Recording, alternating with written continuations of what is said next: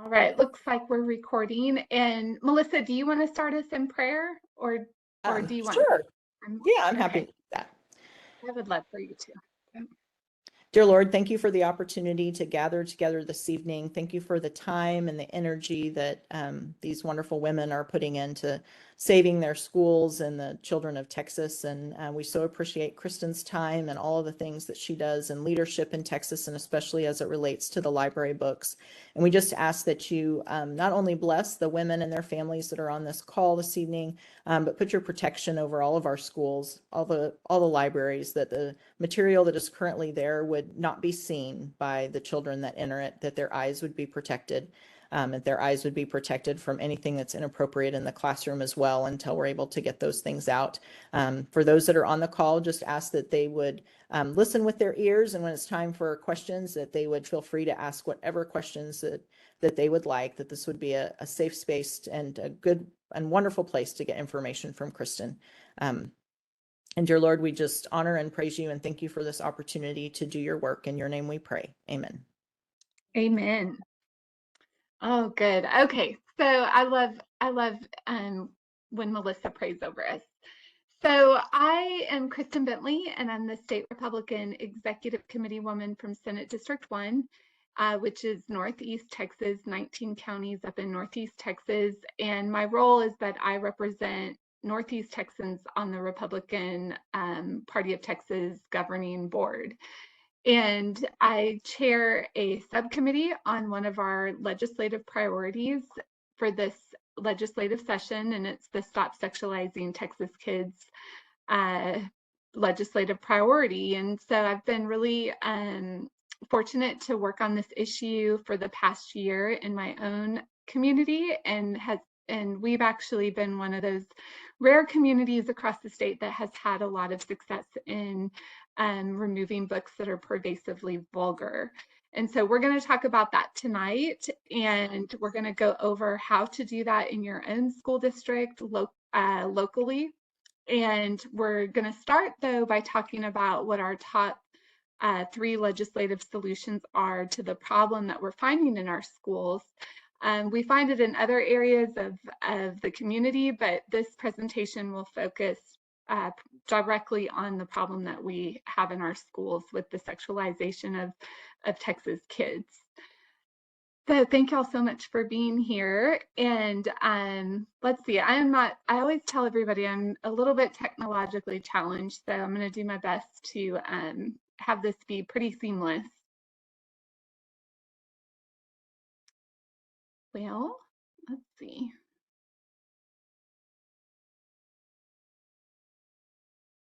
Okay, so I want to begin with this quote by John Wesley: "What one generation tolerates, the next generation will embrace." And so throughout this presentation, I want you to think about what you are willing to tolerate, what our society is willing to tolerate when it comes to the sexualization of our children, and what that means for them and for the next generation.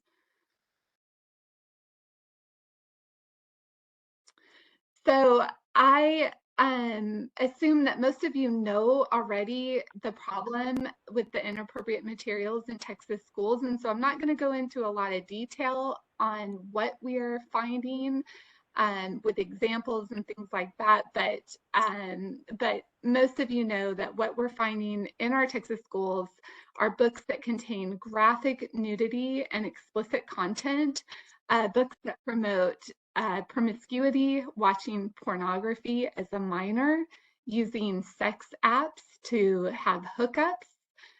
They promote underage drinking, marijuana use, and abortion, among other things. And they teach young children that they can choose their gender, and they promote pediatric gender modification. So primarily the books that promote very promiscuous behavior, watching pornography, the ones that are really sexually explicit, we primarily see them in our middle schools and especially our high schools. And the ones that are more about teaching that there are more than two genders and that you can choose what gender you are, we see those books in our high schools, but we also see them in our elementary schools as young as kindergarten. Now, I also want to point out that that while we don't find a lot of the books that are, you know, really sexually explicit in our elementary schools, uh, when we audit, we still look at all of the books because we actually do occasionally find them in elementary schools, and recently found some really, really terrible books that we would typically find in high schools in an elementary school up in Texarkana. And so it's definitely something that you cannot assume that the really sexually inappropriate books aren't in the elementary schools. They certainly are or can be. So the other thing that we see is the sexualization of Texas kids through classroom discussions, counseling programs, and curriculum. And so some examples of that are schools that celebrate Pride Week. We've had schools across Texas that celebrate this and include even drag queen performances. We have curriculum that contains very woke critical sex theory, language such as pregnant persons. And we even have teachers that are transitioning during the middle of the school year. The teacher in this picture in a Halloween mermaid costume is a elementary school teacher in a school district in Senate District 1 in Northeast Texas who transitioned in the middle of the school year in 2021. And so he puts these pictures on social media and makes videos about transitioning. And so anyone who believes that this is not happening throughout the state of Texas, that it's only happening in Austin or in our cities, is not informed. It is absolutely happening in our rural communities and our very conservative communities. And it's a problem that is growing. So we also are seeing counseling and counseling on gender and sexual orientation without parental consent or notification. So we want to address all of those things in our upcoming legislative session, and the Republican Party of Texas delegates chose at convention this legislative priority, Stop Sexualizing Texas Kids, as their fourth priority out of 8. And that one, you can read it right there. There's really 2 parts of it. The first part is repealing the Texas Penal Code or Obscenity Exemption 43.24C, which allows children access to harmful, explicit, or pornographic materials, and 43.25F23, which allows sexual performance by a child. In addition, we want to prohibit teaching, exposure, and or discussion of sexual matters, mechanics, feelings, orientation, or gender identity issues, and prohibit use or provision of related books and other materials using criminal, civil, or other enforcement measures. So we've developed 3 legislative solutions. We call them our top 3 legislative solutions because we think in combination, these 3 things will correct this problem that we're having in our Texas schools, and that it will meet the standard of our legislative priority. And so they are repeal the obscenity exemption, which is also known as the affirmative defense. In fact, the legal term for it is affirmative defense. And the other thing we want to do is create non-voluntary suitability standards for school library materials. And the third thing is have a comprehensive bill similar to the Florida Parents Bill of Rights, also known as the Don't Say Gay bill, which prohibits sexual discussions about sexual orientation and gender in the classroom. And so we're going to go over all 3 of those things. Okay, so solution one, repeal the obscenity exemption, also known as the affirmative defense. So these are the affirmative defense clauses that are included in the penal code. So this is criminal, criminal or penal code. So 43.24 says that it is an affirmative defense to prosecution under this section that the sale, distribution, or exhibition was by a person having scientific, educational, governmental, or other similar justification. And then you can see 43.25, that pertains to sexual performance. And so y'all can read that one there. So some of the bills that we've seen filed so far in this legislative session repeal, just completely remove the 43.24 section C. So completely removes the affirmative defense. And those are the ones that the Republican Party of Texas at this point in December 12th, so far has endorsed, because those are the ones that are closest to the language of the legislative priority. And let's see here.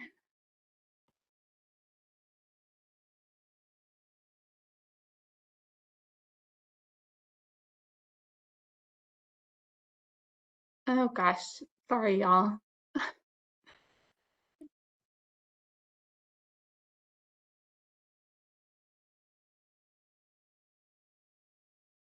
Okay, so we know that there are 7 states that do not have an affirmative defense to obscenity or harmful to minors material. And you can see on the map, they're the ones that are listed there in green. And so what we've discovered is that despite not having an affirmative defense to harmful to minors law, in their penal code, they all have the same book problem that we do. And so then we started to look into that as to why that would be. And so what we know is that the harmful to minors statute relies and includes language for its definition of a modified Miller test. And so under current statute, harmful material is defined as material whose dominant theme, taken as a whole, appeals to the prurient, which is sexual interest of a minor in sex, nudity, or excretion, is patently offensive to prevailing standards in the adult community as a whole with respect to what is suitable for minors, and is utterly without redeeming social value for minors. And so as horrific as these books are, they do not currently meet, or most of them, do not meet the definition of harmful material, because when we look at them as a whole, they do not have sexual themes, and they may not be utterly without redeeming social value for minors. And so they may have pornographic drawings or images and extremely sexually graphic, explicit content that goes into great detail about sexual encounters, but because the whole thing is not every single page is about that, they are not considered harmful. So one of the things that we are asking our legislators to look into, sorry y'all. Okay, so there we go. So one of the things that we're looking into is that we want to change the language that currently defines harmful to minors. And so we are looking at, we have legislators that are looking at removing some of the current language of the modified Miller test, including taken as a whole and utterly without redeeming social value for minors.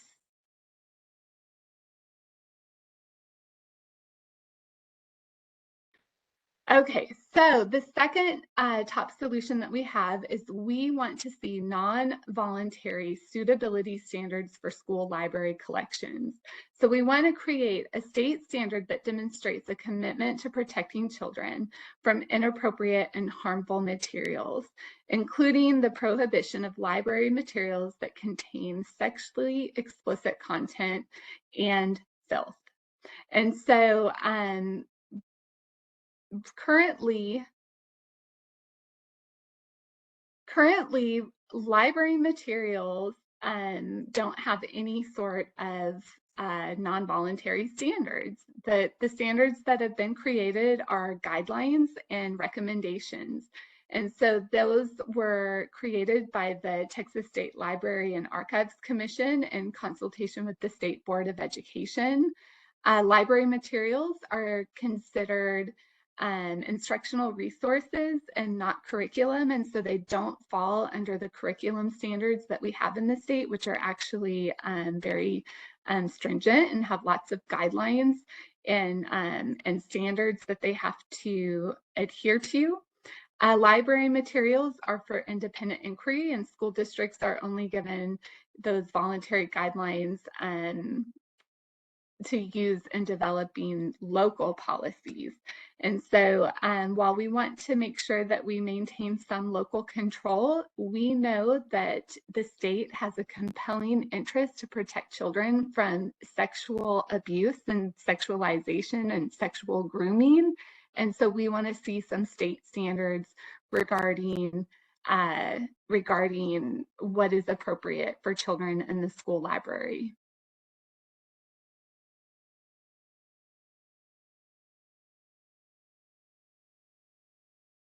So if you look at the TSLAC or Texas State Library and Archives Commission voluntary guidelines, they have a few things in there that are very interesting that really do pertain to your local work when you do go to audit your school libraries locally. And we're going to talk about that later in this presentation. But here are two things that are important to remember that are also relevant to the legislative solutions that we're proposing. So collection development policies must demonstrate a commitment to protecting children from harmful materials as defined by Texas Penal Code 43.24. So we just discussed why 43.24 does not protect children from the books that we're currently finding. And I would say, though, that although it's extremely important that we protect kids from harmful materials considered, if you were to give these to children, you'd be breaking the law. We have much stricter guidelines for our schools and have always had standards that we've upheld.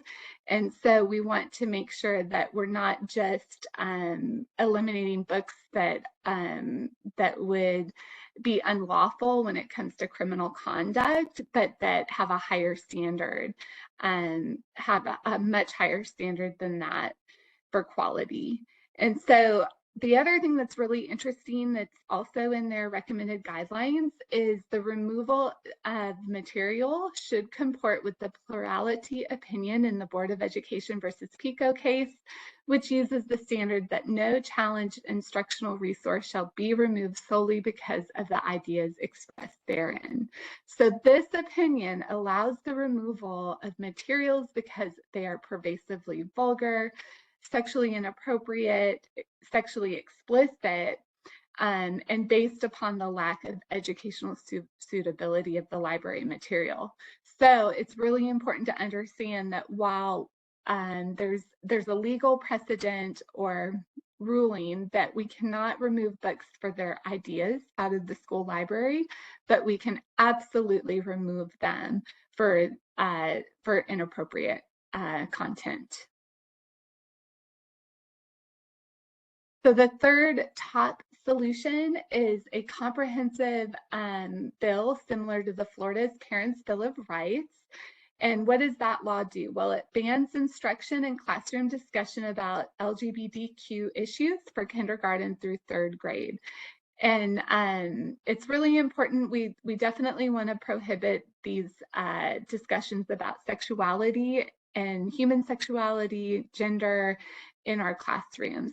We want to make sure that we go well beyond third grade in Texas schools.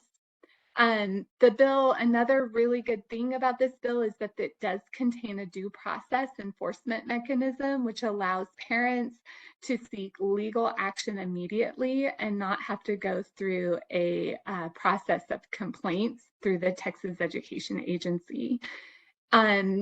Or through an education agency, but it allows for due process immediately.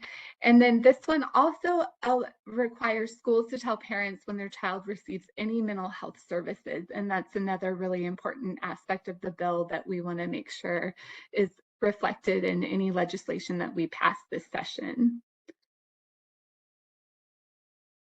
Okay, so some other legislative solutions. We believe that warning labels on young adult literature that is sexually explicit is another very important protective measure that would not only help in our schools but go outside of the school. We really believe strongly in that explicit content warnings are probably a better way to go than book ratings, although we've heard discussion from legislators of both. We want to see contracts ended with publishers who are repeatedly promoting books that sexualize children. We want online unrestricted community access to our school library collections. And we'll talk about that more. I'll give you an example of what we have currently. We want to stop taxpayer-funded lobbying to these non-governmental organizations who support sexualizing Texas kids, including organizations like the American Library Association, the Texas Library Association, and Communities in Schools, which provides counseling.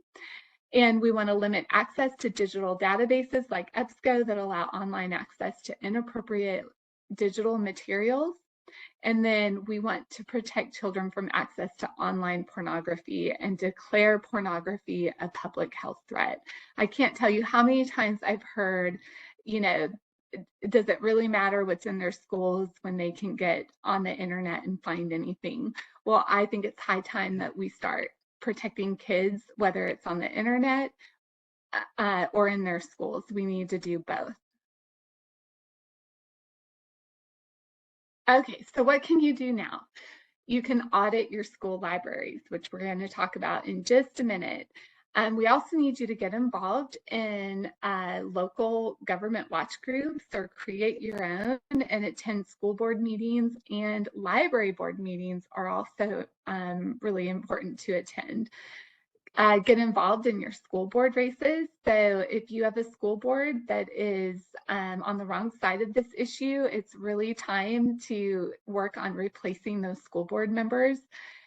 Call your state representative and state senator. The Texas legislature will convene on January 10th, and it's a 140-day session. And so we have a lot of work to do in a very little amount of time. And so we need to make sure that everybody is getting involved and making phone calls to their state reps and their state senators.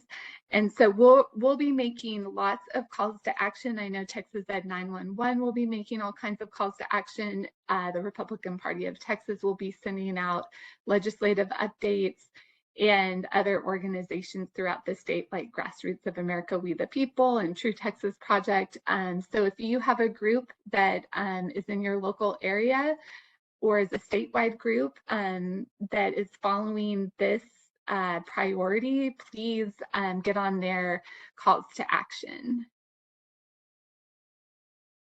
Okay, so now we're going to go ahead and start talking about how you can audit your school libraries. It's actually really pretty easy, and so it won't take too long to go through this part of the presentation. I think you know, a lot of people just don't know where to start, and so the easiest place to start is with the book list. And so we have a book list I have a book list that I can email you, and I know that there are some other organizations that have book lists as well. TexansWakeUp.com has a book list. TexasFreedomCoalition.com has a book list. And then you can also go on to a website called booklooks.org, and you can find books on their website that actually come with reviews, and so, or book reports. And so that's a good place to compile a list. But the book list that I have that I can email you, that one has all the booklooks.org books that are pervasively vulgar.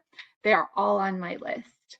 Now I'm going to give you a word of caution about book lists, that while they're a great tool to help you in your search to start with, we are constantly adding to them. And so you really just have to be aware that the work is really never done. At least it seems that way at this point, because we're constantly adding to the list. And so I can tell you personally, what started off as about maybe 400 books on my list is we're at about 975. So the other important thing to do are keyword searches. And so while you want to start with a list, follow up with keyword searches and include terms that such as sex, romance, LGBT, queer, coming of age, identity, gay, and lesbian. Those are all search terms that could reveal some books that are sexually inappropriate. And then author searches are also, I think, important. So if you, well, what we see is that a lot of the authors that write these pervasively vulgar books, they write multiple ones. And so it's, while some of their books might be okay, there's a good chance that several of their books contain material that's inappropriate for students. Okay, so once you have your list, you do not need to go to the school in person and look for books the old-fashioned way like we did when I was in school. Your school district should have a library management system that is online. And so many schools in Texas have their library catalogs online through Destiny Discover, which is part of the Follett School Solutions. And you can go to the following link. We're going to go to it here at the end of the presentation. But you can go to that link. It'll take you directly to where you can search, and that's a screenshot there on the right on their that's the app on the phone. And so it just makes auditing so easy. We just got a call-in user, I think, and if you could just mute your phone, please.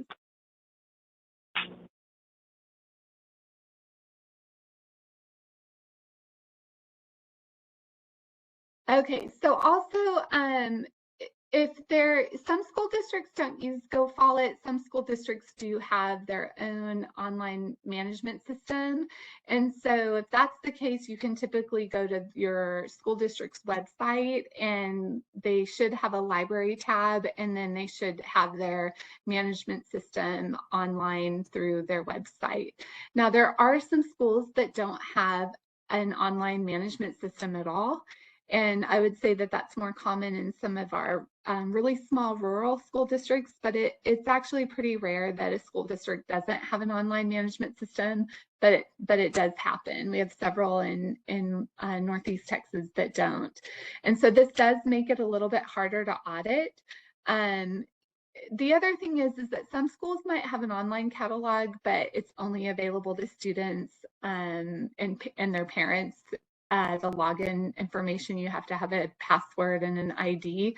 So if that's the case, then and you don't have a student there, then you could definitely try to connect with like-minded people in the community who do have a student there to get access to the catalog. If you don't have that available, then I do recommend connecting with the superintendent.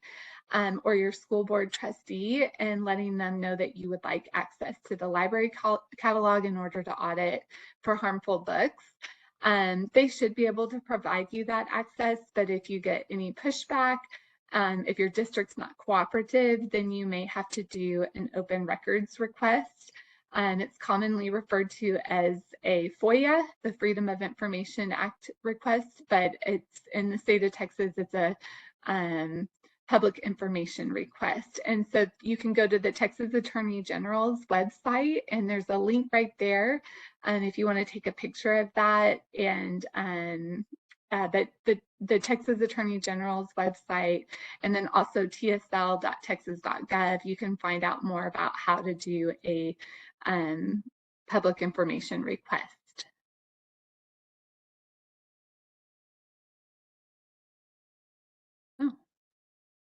Oh my goodness. Okay, so helpful tools. So once you are able to gain access,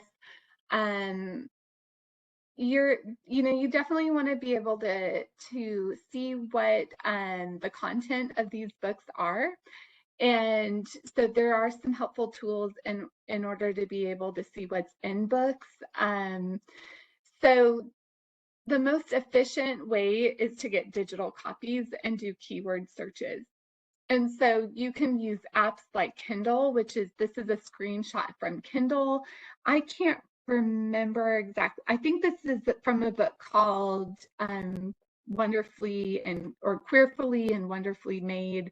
And so if you look up at the top, you'll see the word porn. So you can actually go into Kindle if you've never used one before and do keyword searches. And so that shows you an example of that. So that's from a book that is just absolutely horrible that we find across the state of Texas in middle schools and high schools. And this book actually promotes watching pornography as a minor. And so you can see the word porn comes up multiple times in that book. But that I was able to see through Kindle, the Kindle app. So Libby is another app that allows you to get digital copies of books, but by using your library card. So if you have a library card, it's definitely worth getting that Libby app. Or if you're going to be doing a lot of auditing, it's worth going to get a library card and getting the Libby app in order to be able to really investigate what's in these books. Now there's also digital copies of books through archive.com, and then there are book reports. There are people who have been investigating this, investigating books for sexually inappropriate and explicit, pervasively vulgar content, who are creating book reports. And so one of my favorites is booklooks.org. We're going to go on to that website at the end of this presentation. And so this one is what I like about booklooks.org. They have about 350, maybe 375 books on there. They are rated, and I would say that the books that are rated 0 and 1 are not problematic. But most of the books that are on there have a rating of either 2, 3, 4, or 5, and those books are all worth looking at for pervasively vulgar content. I would say that while 5 and 4s are especially harmful, the ones with 2s and 3s are also really bad. And so, but what's great about it is that everything is alphabetized by title, and you can print out reports that show all of the inappropriate content in the book, including page numbers. And then we have another website it's texanswakeup.com. That's Jamie Haynes' website. She has a section there on library books and has screenshots of content, and then links also to some book reports. And so that's a helpful website as well. Okay, so what do you do after you audit? So you definitely want to take the results of your audit to your superintendent, your school board trustee, your school administrator, and let them know what you found. I highly recommend printing out as many of the book reports that correlate to what you found so that you have examples of the material. And I also think it's typically a good idea to try and do this behind the scenes at first. Especially if you have a relationship with anyone in your school, the superintendent or your school board trustee. And so definitely try and work behind the scenes. But if you're not getting anywhere in it, and I wouldn't take too long addressing it behind the scenes. If you're not getting anywhere, then definitely go to your school board meetings and testify about what you found, and get other community members involved. So another thing that I recommend is that you request that the books be removed while the district investigates them, and that you do not go through you request to not go through an arduous process of challenging books, because currently the way that EF local policies are written and the way that they want you to challenge books, it really wasn't meant for the revelation of how many sexually inappropriate books we have in our schools. It was really meant for parents that had concerns about a book that they wanted to challenge, and maybe they had in a year the school district would have 2 or 3 books that were challenged by a parent. So what we're seeing is there are maybe 50, 100, 200, 300 books that are sexually inappropriate. And it really is not something that was meant for the local policy that most school districts have currently. The other thing that you really need to do is contact your state representative and your state senator and share your findings with them, because we are going right into that legislative session, as we talked about. And this issue, everyone knows that this is an issue that the legislature will be working on. And so we definitely want you to let your legislators know that this is a problem in your local school district, in their district. And then email us for support. That's my email right there, thedaughter@protonmail.com. We are collecting we're collecting testimony and evidence, and I do have a team of volunteers who are helping me, and so we can support you throughout this process. Okay, so some talking points and suggestions. So schools, these are some really important things to remember. Schools have always had suitability standards related to materials. Of course, you've heard the narrative from the left that we're banning books, we're book burners, that this violates First Amendment rights, all those kinds of things. Well, we like to say that we are asking for book boundaries. Schools have always had boundaries when it comes to materials and things that they're bringing into schools, even for entertainment. And so we have always been very protective of children, and that's why you have seen on music explicit content warnings, and you would never hear music in a school that has explicit content. And so it should be the same with our library books. The Texas State Library and Archives Commission, in their current guidelines, specify that books can be removed for pervasively vulgar, sexually explicit content. And so we went over that earlier in the presentation, but that's just a really, really important talking point and a really important thing to point out. You can actually get their guidelines on their website, and I would recommend printing that out and providing that to your school board. Just make sure also, I really recommend that you refrain from removing or challenging books for their ideas. And so we've seen a lot of critical race theory books on these lists, and we've tried to weed out any of the books that have critical race theory only, but not other pervasively vulgar or sexually inappropriate content. And that's because right now, we know that that books can absolutely remove material that is sexually inappropriate and pervasively vulgar, but it's less clear if we can remove critical race theory books from the library. they are not, according to Texas law, supposed to be in our curriculum. But based on that Supreme Court decision, it's questionable whether or not they can be in our libraries. But we know that the sexually inappropriate books can be removed, and so I recommend that you focus on those. I also want to point out, this is a very important talking point.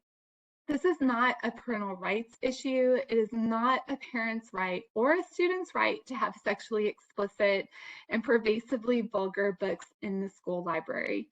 The state has a compelling interest to protect kids from sexually inappropriate materials. And so it is not the right of any parent in your school district that their child be provided with sexually explicit books in the library. So we've heard that argument, and so I think it's really important to emphasize that it's not a parental rights issue, it's a protecting children issue. All right, well, thank y'all so much.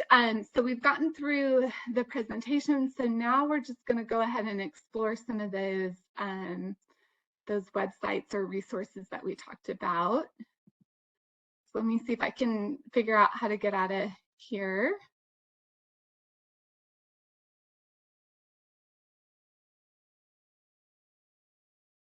And it looked like I saw there were a few questions that came up. So we'll get to the questions at the very end. I'm going to continue to share my screen. Let's see here.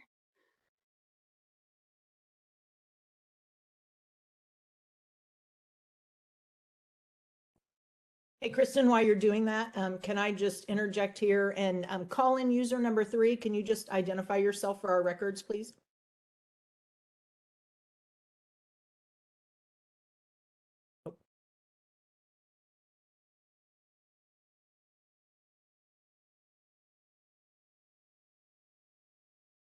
And then how about someone who's in as parent?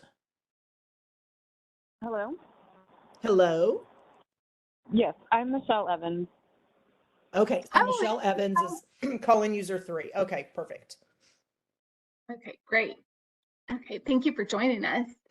Okay, so this is the Go Follett. This is the library collection organizational system that most school districts use. And so if you just go on to that gofollett.com, it's actually kind of hard to find if you just put in gofollett.com. So just go ahead and make sure you write down that entire, I guess, what do you call that, URL? And anyway, that'll take you to this online system.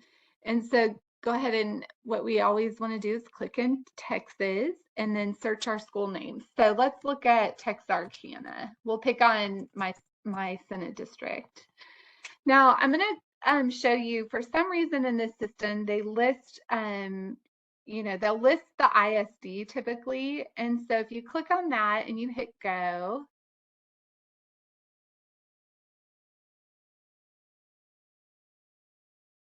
it's going to always, at least every time I've ever done it, it requires a username and password. So what you want to do instead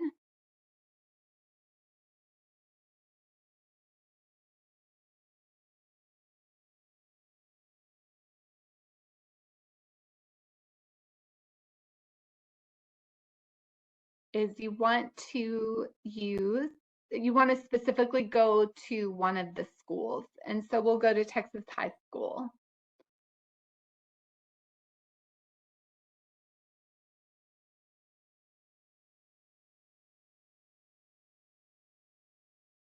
And my internet would have to be slow tonight. My oldest teenage son complains about it all the time. Okay, well, it's saying that there's a problem. Let's try a different. They may have actually taken themselves offline. So we'll try a different one here.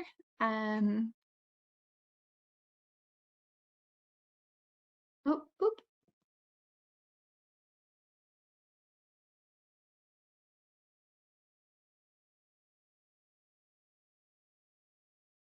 Okay, we're going to look at Forney High School. I was on there earlier today and it worked just fine. So,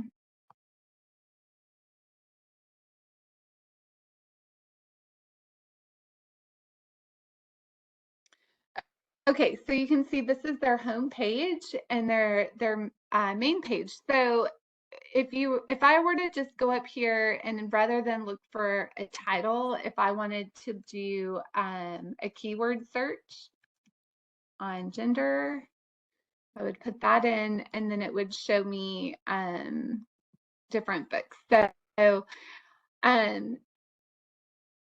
this is really a good way to find possibly pervasively vulgar books that have not yet been identified and on a list. And so that's really the main point of doing a keyword search, is that it's going to show books that might not be on your list. And so we can do, if I were working off of a list, one of the books that's on there is a book called All Boys Aren't Blue.